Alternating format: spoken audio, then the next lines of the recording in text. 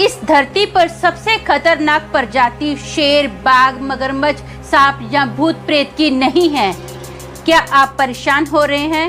खैर, हम इंसान ही इस धरती पर सबसे खतरनाक प्रजाति हैं। कभी कभी मनुष्य रूप मौजूदा स्थिति में गलत काम करने के बाद भी परिणाम के बारे में चिंता नहीं करता, पर नेचर का नियम पलटवार कर जाएगा, क्योंकि हम सभी न्यूटन के तीसरे नियम के बारे में तो जानते ही हैं कि हर एक्शन का रिएक्शन तो होता ही है। खैर, आज की घटना इंसान के उस घिनौने जड़हीन व्यवहार के बारे में है जिसने मानवता को शर्मसार कर दिया। कोई व्यक्ति पूरी तरह से अमानवीय व्यवहार कैसे कर सकता है? तो आइए धोखेबाजों की सबसे भयानक और गिरी हुई हरकतों के बारे में जानें। हेलो दोस्तों, मेरा नाम अमन है। मैं आप सभी का मेरे YouTube चैनल कहानी रंगमंच में स्वागत करती हूँ। उम्मीद करती हूँ कि आप सभी अच्छे और स्वस्थ होंगे। इसी तरह की वीडियो देखने के लिए हमेशा मेरे साथ बने रहिए। तो चलिए शुरू करते हैं आज का भयानक किस्सा। दोस्तों, आज का जो किस्सा है ये मुंबई का किस्सा है।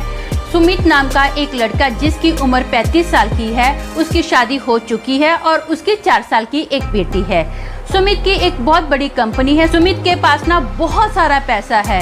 उसकी एक बहुत बड़ी कंपनी है। उस कंपनी में ना सारा नाम की एक लड़की काम करती है। सुमित उस लड़की के पीछे बहुत ज्यादा पागल है। सुमित ने ना सारा को 2 BHK का फ्लैट 20वें माले पे, जो कि टेरेस फ्लैट है, दिया हुआ है। सुमित ने सारा को एक बहुत ही बड़ी और महंगी गाड़ी भी दी हुई है। सारा का जब दिल चाहता है ना वो महंगी महंगी शॉपिंग जाके करती है। सुमित कई बार उसको ना फॉरेन में भी घुमाने के लिए लेकर जाता है। अब क्या होता है, सारा के पास बेइंतहा दौलत है, घूमना फिरना उसको बहुत अच्छा लगता है। सारा सोचती है कि क्यों ना मैं खुद का बिजनेस करूं, लेकिन उसको ना थोड़े पैसे की जरूरत थी। तो वो क्या करती है, सुमित को बोलती है कि देख, मुझे मेरा बिजनेस स्टार्ट करना है, इस काम के लिए ना मुझे पैसा चाहिए, तो तुम मेरी मदद कर दे। जैसे ही मेरा बिजनेस अच्छे से चलेगा ना तो मैं धीरे धीरे तेरा जो पैसा रहेगा तुझे लौटा दूंगी। तो सुमित बोलता है ठीक है। अब अगला दिन आता है, सारा को वो पैसा दे देता है। अब जो सारा का बिजनेस है ना धीरे धीरे बहुत अच्छा चलने लग जाता है। काफी प्रोग्रेस सारा करती है। 1 साल के अंदर ही सारा का बिजनेस बहुत अच्छा चलता है। इन दोनों का जो रिलेशन है ना काफी अच्छा रहता है। लेकिन धीरे धीरे जैसे सारा का बिजनेस अभी अच्छा चलने लग गया है ना, तो वो धीरे धीरे ना सुमित से कट ऑफ करती जा रही है। सुमित कई बार सारा को फोन करता है, सारा फोन नहीं उठाती है। उसको मैसेज करता है, वो मैसेज का भी रिप्लाई नहीं करती है। तो एक दिन ना सुमित बहुत गुस्से में सारा के घर पर आता है और बहुत झगड़ा करता है। बातों बातों में वो बोलता है कि जो भी मैंने तेरे ऊपर पैसा खर्चा किया है ना, वो मुझे पूरा का पूरा पैसा वापस चाहिए। अभी का भी मेरा पैसा मुझे वापस कर। तो सारा बोलती है, कौन सा पैसा? क्या प्रूफ है तूने मुझे पैसा दिया है? तेरे पास कोई लेटर वगैरह है क्या? कागज पत्र है क्या? प्रूफ क्या है? कौन सा पैसा मांग रहा है? तो सुमित बोलता है, अच्छा लगता है तू मुझे जानती नहीं है अच्छे से। अगर मैं तुझे खड़ा कर सकता हूँ ना, तुझे बना सकता हूँ, तो तुझे बर्बाद भी कर सकता हूँ। तो सारा बोलती है, अरे जा, तेरे जैसे लल्लू पंजू तो बहुत मेरे आगे पीछे घूमते हैं, जो करना है कर ले। तो सुमित बोलते हैं, अच्छा अब देख मैं क्या करता हूँ। वो ना बहुत गुस्से में ना सारा के घर से निकल जाता है। अब अगली शाम आती है, सारा ना अपने ऑफिस से बाहर निकल रही होती है। तो वो देखती है सुमित ना उसकी गाड़ी के नीचे कुछ रखता है। वो जब बाहर आके ध्यान से गाड़ी के पास देखती है ना, तो उसकी गाड़ी के पास कुछ नींबू, मिर्ची, अंडा, कुछ स्वीट वगैरह होती है। वो उसकी गाड़ी के टायर के पास होते हैं। तो सारा ये सब देखकर ना क्या करती है, उसी सब चीज़ों के ऊपर ना अपनी गाड़ी चला देती है और वो पलटी मार के ना पीछे सुमित को देखती है और बहुत ही डेंजर स्माइल देती है। उसकी स्माइल ऐसे थी कि मतलब तुझे जो करना है कर ले, मुझे कोई फर्क नहीं पड़ने वाला है, मैं तुझे कोई पैसा देने वाली नहीं हूँ। ये स्माइल देकर ना वो सीधा निकल जाती है। अब एक रात को ना रात के लगभग 2:30 बजे का टाइम होता है। वॉचमैन सारा का दरवाजा खटखटाता है। तो सारा पूछती है कि क्या हो गया? तो बोलता है, मैडम आपकी गाड़ी का जो हॉर्न है ना बहुत जोर जोर से बज रहा है। तो सारा बोलती है ठीक है। अब सारा उसी समय ना कंपनी में फ़ोन करती है और मैकेनिक को बुलाती है। मैकेनिक आता है, उसकी गाड़ी का हॉर्न ठीक करके चला जाता है। अब अगला दिन आता है, सारा अपने ऑफिस में जाती है। जो भी उसका लाइफ का डेली का काम रहता है वो सारा काम निपटाती है और रात के समय घर पर आती है, खाना वगैरह खाती है और सो जाती है। रात के 12 बजे ना फिर से वॉचमैन उसके घर की बेल बजाता है। तो सारा उठती है और पूछती है कि क्या हो गया? तो बोलता है कि मैडम आपके जो गाड़ी का वाइपर है ना वो खुद ही हिल रहा है। तो सारा बोलती है अच्छा ठीक है मैं आती हूँ। वो अपनी गाड़ी की चाबी लेती है और लिफ्ट से नीचे आती है और अपना पार्किंग एरिया में आके ना वो अपनी गाड़ी का जो वाइपर रहता है वो बंद करती है। अब ना वो घर पर जाने के लिए लिफ्ट को नीचे बुलाती है। जैसे वो लिफ्ट के अंदर जाती है ना तो उसको ऐसा फील होता है कि जैसे उसके बाजू में कोई खड़ा है। वो ध्यान से देखती है लेकिन उसको कोई नजर नहीं आता है। अभी 20वें वाले पर लिफ्ट आती है, वो फटाफट लिफ्ट से बाहर निकलती है और अपने घर का दरवाज़ा खोलती है और घर के अंदर जाती है और अंदर से ना दरवाजे को अच्छे से लॉक कर देती है। अब अपने वो बेडरूम में जाती है और जाकर लेट जाती है। लगभग 1:30 का टाइम होगा तो उसको ऐसा लगता है कि जैसे ना कोई हील पहने हुए औरत, जैसे औरत के सैंडल होते हैं ना हील वाले, उसको ऐसी आवाज़ आ रही है कि हील पहने हुए कोई उसके हॉल में चल रहा है। अब सारा उठ जाती है और ध्यान से आवाज़ को सुनती है। उसको टक टक टक की आवाज़ आती है। सारा ना अपने रूम का थोड़ा सा दरवाज़ा खोलती है और ऐसे देखती है। अभी वो थोड़ा सा देखती तो उसको कुछ नज़र नहीं आता। धीरे धीरे वो अपने रूम का पूरा दरवाज़ा खोलती है और हॉल में अच्छे से देखती है। उसको कोई नज़र नहीं आता। वो दूसरे बेडरूम में भी चेक करती है, वहाँ पर भी कोई नहीं होता, किचन में भी कोई नहीं होता। तो वो ना अपने रूम में आती है। अब जस्ट वो अपने ना बेड पर बैठी होती है तो उसके बाथरूम का दरवाजा ना धाड़ देने खुलता है। सारा फट से जाती है और बाथरूम में देखती है। जैसे सारा बाथरूम में गई ना तो उसके जो बाथरूम की लाइट है ना वो ब्लिंक करने लग जाती है, ऐसे से ब्लिंक कर रही है। अब ना अचानक से बिजली का पावर इतना ज़्यादा हैवी हो जाता है कि जैसे पहले नॉर्मल पावर था ना वैसा पावर नहीं होके बहुत ज़्यादा पावर हो जाता है। तो उसका एसी ऑन होता है ना तो उसके एसी में से धाड़ देने की आवाज़ आती है। सारा बाथरूम से फटाफट अपना रूम में आती है और एसी की ओर देखती है। वो देखती है तो उसके एसी में से ना धुआं निकल रहा होता है। फटाफट ना वो एसी का स्विच ऑफ करती है। अब वो हॉल में आती है, हॉल में एसी करती है और अपना सोफे पर बैठ जाती है।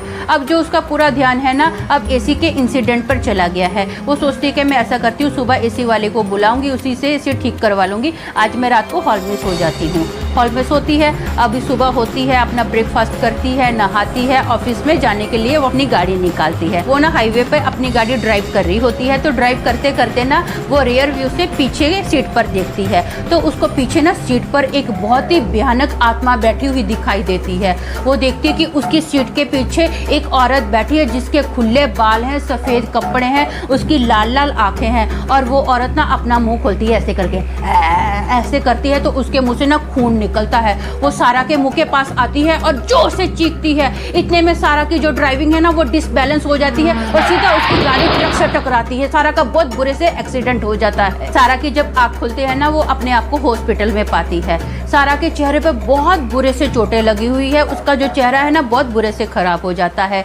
तीसरा दिन भी वो हॉस्पिटल में ही है। तो वो क्या करती है, सुमित को फ़ोन करती है और फ़ोन करके हॉस्पिटल में सुमित को बुलाती है। सुमित आता है तो सुमित बोलता है कि हाँ बोल, क्या काम है। तो वो बोलती है कि देख तूने मेरे ऊपर जो भी जादू टूना किया है ना, जो भी भूत प्रेत मेरे पीछे लगाए हैं उसको हटा दे प्लीज़। तो सुमित बोलता है ठीक है, मैं एक ही शर्त पर हटाऊंगा, अगर तू मुझे मेरा पैसा वापस लौटा देगी। तो सारा बोलती है मुझे पता था तू यही डिमांड मेरे से रखेगा, इसीलिए मैंने पहले से ही पैसों से भरा हुआ बैग और मेरे पास जो भी ज्वेलरी थी ना घर से मंगा के रख लिया है। ये ले पैसों का बैग और ज्वेलरी भी इसी के अंदर है। तू अपना पैसा ले और मुझे प्लीज़ भूत प्रेत से छुटकारा दिला। अभी सुमित वो बैग को देखता है, खोल कर देखता है और बोलता है हाँ पैसे तो ठीक ही लग रहे हैं। बैग पैक करता है और बैग उठा कर ना अब वो सारा के रूम से निकलने वाला होता है। तो सारा बोलती है अरे भूत प्रेत तो वो जो लगाया तूने मेरे पीछे उसको तो हटा। तो सुमित बोलता है देख मुझे लगाना आता था, मुझे हटाना नहीं आता है। वैसे भी तेरे पास तो बहुत सारे रास्ते हैं ना कोई उपाय करके हटा ले तू। अरे तेरी शक्ल तो इतनी ज़्यादा खराब हो गई है, अब तेरी मदद कौन करेगा। उसके चेहरे पे आके ना ऐसा करता है। सारा को बहुत बुरा लगता है। सुमित अपना बैग उठाता है और नीचे हॉस्पिटल में जाता है जहाँ पर उसकी गाड़ी खड़ी होती है। वो गाड़ी की डिक्की के अंदर अपना बैग रखता है। जैसे वो गाड़ी में बैठने जाता है ना देखता है कि गाड़ी के अंदर पहले से उसकी बीवी है। वो अपनी वाइफ को देखकर बहुत चौंक जाता है। बोलता है तू यहाँ पर। बोले हाँ मैं अपना ट्रीटमेंट करवाने के लिए आई थी, अपनी गाड़ी देखी, आपने गाड़ी ऐसी खुली रखी हुई थी, लॉक भी नहीं किया था तो मैं गाड़ी में आके बैठ गई। तो बोलता है अरे मैंने तो गाड़ी को लॉक किया था, अच्छे से लॉक किया है। बोले नहीं अगर लॉक किया होता तो मैं कैसे गाड़ी में बैठती, वैसे आप यहाँ पर क्या कर रहे थे। तो सुमित बोलता ओ एक्चुअली मेरे ना एक दोस्त की तबीयत ख़राब थी, बस उसी का हालचाल पूछने आया था इसीलिए आया था, चलो मैं तुझे घर पर छोड़ देता हूँ।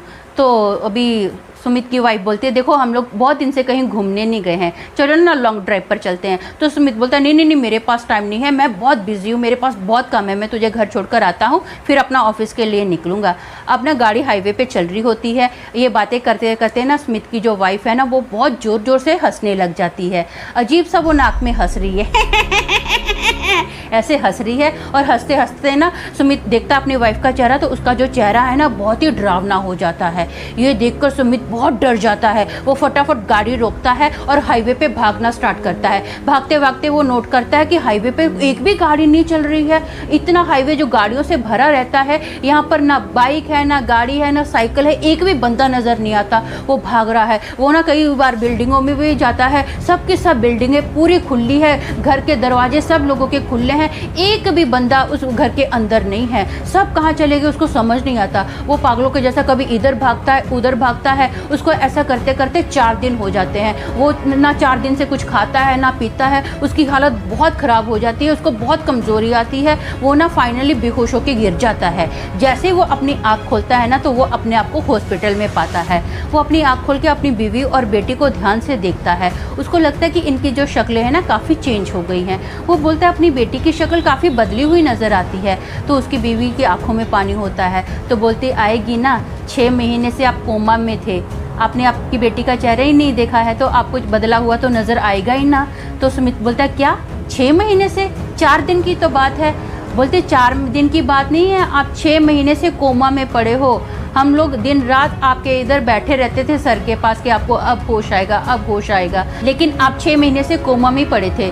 तो सुमित बोलता है अरे यार मैं 4 दिन से भूखा प्यासा था। अब जैसे ऐसा बोलता है ना, वो बोलता है मुझे ना बहुत प्यास लगी है, मुझे पानी दे। अब सुमित की बीवी ना उसको पानी देती है। सुमित पानी लेने के लिए बैठता है, लेकिन वो ना बैठ ही नहीं पा रहा है, उसको बहुत कमज़ोरी फील होती है। तो सुमित की बीवी उसको ना हाथ पकड़ के उठाती है और बिठाती है और पानी पिलाती है। सुमित अपना हाथ देखता है तो वो देखता है उसके हाथ पर ना मांस तो है ही नहीं है, बस हड्डियां ही हड्डियां हैं। उसका जो पूरे हाथ पैर हैं एकदम सूख गए हैं, हड्डियों का ढांचा बन गया है। सुमित ये देखकर बहुत डर जाता है। सुमित की वाइफ के फ़ोन पर ना एक फ़ोन आता है जो कि उसकी फ्रेंड का होता है। तो सुमित की वाइफ बताती है कि ये मेरी एक फ्रेंड है, इसका फ़ोन आया है, इसने ना हमारी बहुत मदद की है, बहुत हमारी सहायता की है, आप इससे बात करो। तो सुमित फ़ोन लेता है। अब इतने में जो डॉक्टर होता है ना वो सुमित की वाइफ को बाहर बुलाता है। तो सुमित की वाइफ वहाँ बाहर चली जाती है और सुमित फ़ोन पर बात करता है। तो वो बोलती है कि अरे तूने मुझे पहचाना, मैं सारा बोल रही हूँ, मैं ही तुम्हारी 3 महीने से मदद कर रही थी। तूने मुझे रोड पर लाया ना, तो जो तूने मेरे पीछे छोड़ा था वही मैंने तेरे पीछे छोड़ दिया है। अब देख तेरा क्या हाल होता है। तू ना भिखारियों की तरह रोड पर घूमेगा। तेरे जितने भी शेयर थे ना सब के सब शेयर डूब गए हैं। तेरे ऊपर इतना कर्जा चढ़ गया है लोगों का ना, तू अपना घर भी बेच देगा तो भी लोगों का कर्जा नहीं उतार पाएगा। मेरे पास तो छत है, मैं तो अपने मम्मी डैडी के घर पर रहने के लिए चली गई हूँ, तेरे पास तो वो भी नहीं है। भिखारियों की तरह तू रोड पर कटोरा लेकर घूमेगा। हाँ अच्छा हुआ तूने मेरे साथ जो किया ना, अब तेरा भी वही हाल हुआ है। कोई बात नहीं, मेरा चेहरा खराब हो गया तो हो गया, तू अपनी हड्डियों का ढांचा देख कैसे है, कैसे तू काम करेगा। ये बोलकर ना अभी सारा फ़ोन काट देती है। अब सुमित बहुत ही ज़्यादा कर्जे में डूब गया है। आज की तारीख में वो एक रेंट के घर पर रहता है। उसको बहुत बुरे बुरे सपने आते हैं, कई बार वो नींद से उठ के चीखता भी है। वो आज भी उस हादसे को नहीं भुला पाया। दोस्तों मेरा मानना ये है कि जो पहले से ही धोखे के रिलेशन में है तो वो दूसरों से वफा की उम्मीद क्यों करते हैं। जो आग में जाएगा वो तो जलेगा ही ना। तो आज के लिए बस इतना ही। कल फिर मिलूंगी और एक भयानक किस्से के साथ। तब तक के लिए शालोम, शांति और सलाम।